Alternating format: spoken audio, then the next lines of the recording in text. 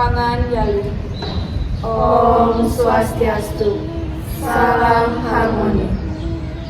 Perkenalkan, kami dari Rombol 39 Agama Hindu dari Universitas Pendidikan Ganesha.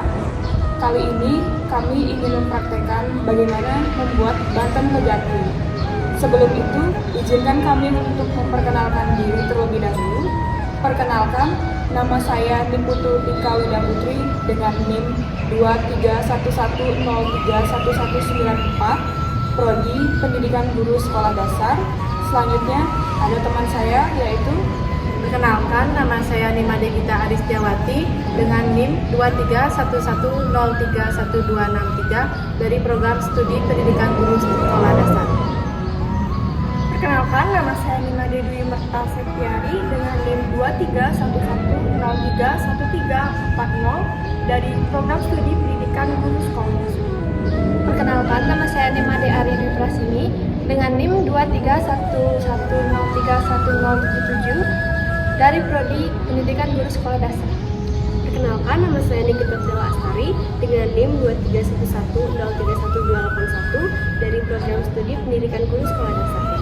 Perkenalkan, nama saya Made Pratidari Adiswara Putri dengan nomor induk mahasiswa 231801135 dari Program Studi Kedokteran.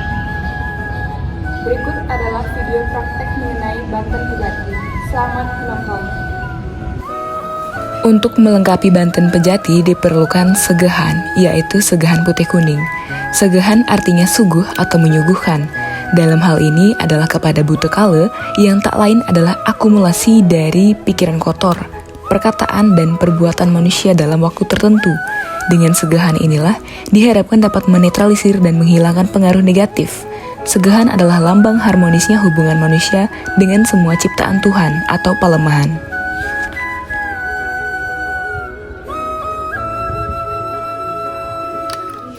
Daksina disebut juga Yatnya Patni yang artinya istri atau sakti daripada Yatnya.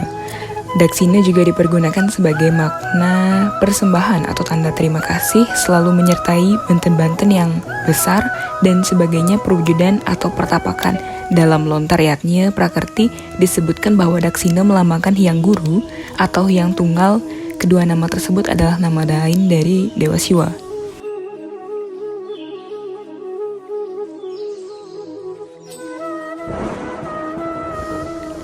Banten Peras berasal dari kata peras, dapat diartikan sah atau resmi seperti kata meras anak atau mengesahkan anak. Banten pemerasan yang dimaksud adalah sesajen untuk mengesahkan anak atau cucu, dan bila suatu kumpulan sesajen tidak dilengkapi dengan peras akan dikatakan penyelenggaraan upacaranya ten preside yang dapat diartikan tidak sah. Oleh karena itu, Banten Peras selalu menyertai sesajen-sesajen yang lain, terutama yang mempunyai tujuan-tujuan tertentu. Pada prinsipnya, memiliki fungsi sebagai permohonan agar semua kegiatan tersebut sukses atau preside. Banten Peras ini boleh dikatakan tidak pernah dipergunakan tersendiri, tetapi menyertai banten-banten yang lain, seperti Daksina, Suci, Tulang Sesayut, dan lain-lain. Dalam beberapa hal, pada alasnya dilengkapi dengan sedikit beras dan juga benang putih.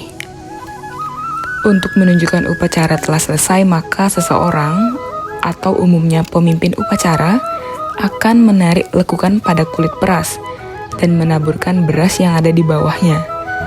Pada lontar Yatnya Prakerti disebutkan bahwa peras melambangkan Hyang Triguna Sakti.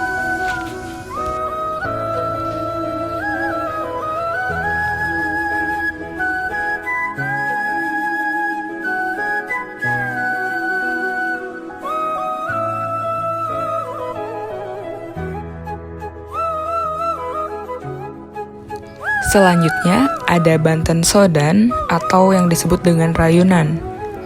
Memakai tamas yang terbuat dari janur atau selepan yang di dalamnya diisi 2 buah nasi penek, rake-rake secukupnya, kemudian ditambah dengan celemi yang berisi rerasmen seperti kacang saur, teri, gerang, dan lain sebagainya. Lalu di atasnya diisi dengan sampian plaus atau sampian soda dan juga canang. Ajuman disebut juga sebagai Banten Sodan yang dipergunakan sebagai persembahan ataupun melengkapi daksina, suci, dan lain-lain. Bila ditujukan ke hadapan para leluhur, salah satu nasi pendeknya diisi kunir ataupun dibuat dari nasi kuning. Disebut perangkat atau rayunan, yaitu jajan serta buah-buahannya dialasi tersendiri. Demikian pula lauk pauknya masing-masing dialasi ceper atau itu-itu. Diatur mengelilingi sebuah penek yang agak besar. Di atasnya diisi sebuah canang pesucian atau yang disebut dengan canang burat wangi. Selanjutnya ada Banten Tipat Kelan, memakai tamas sama seperti sodan. Namun di dalamnya berisi tipat nasi sebanyak 6 buah. Lalu dilengkapi dengan celemik yang berisi rerasmen. Di atasnya diisi telur dan juga sampian plaus atau yang disebut dengan sampian sode, kemudian canang. Ketupat kelanan adalah lambang dari satripu yang telah dapat dikendalikan atau teruntai oleh rohani sehingga kebajikan senantiasa meliputi kehidupan manusia. Dengan terkendalinya satripu, maka keseimbangan hidup akan menyelimuti manusia.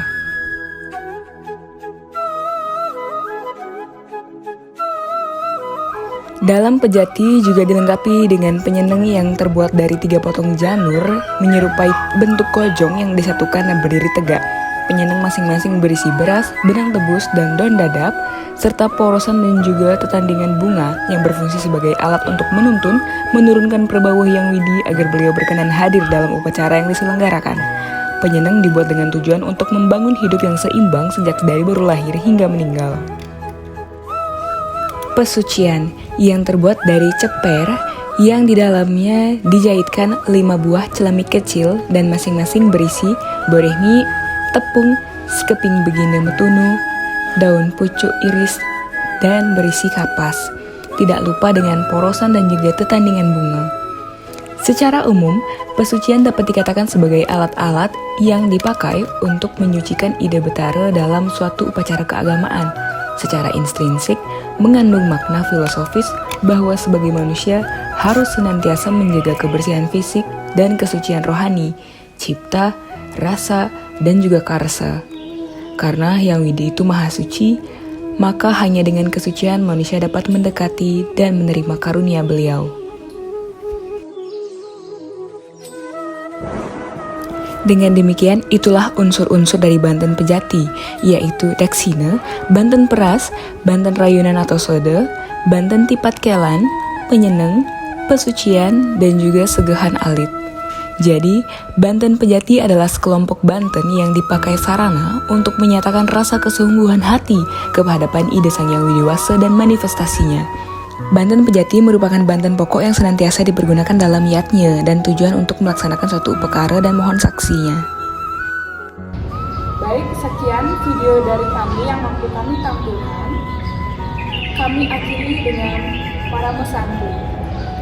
Om Santi Santi Santi Om. Salam harmoni.